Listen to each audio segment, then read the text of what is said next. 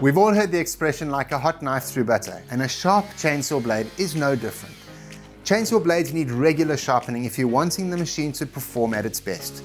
That said, a chain can and will get to the point where it won't cut at all. Now, sharpening a chain is dead easy and it only needs a rat's tail file, but please just make sure your saw is unplugged or set to the off position. Here we have both an electric and a petrol chainsaw, and yes, there are a few subtle differences how the chain is mounted, but at the end of the day the principle is the same. We're simply going to take the file and run it through. We're going to sharpen each cutting tooth working from the back of the tooth towards the front.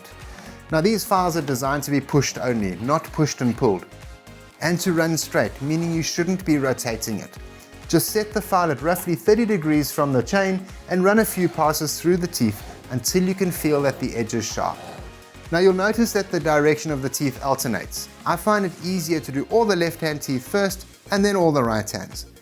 Personally, I like to take my chainsaw to a lawnmower shop for a sharpening on a jig during winter, as this not only sharpens them like new, but it also resets the angle. For day-to-day sharpening, a rat's tail file is more than enough.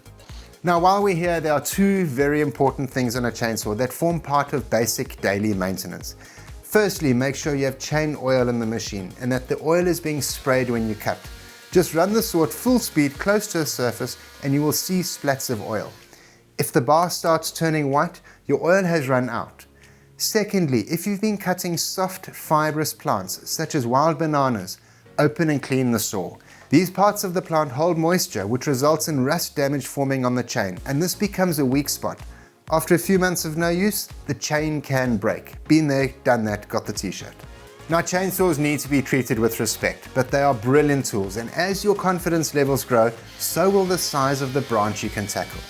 If you're in the market for a chainsaw, I personally prefer petrol saws, as there's no cables getting tangled up in the branches when you're in the tree. And you'd be surprised what size trees a small saw can cut through, provided your blade is in top condition.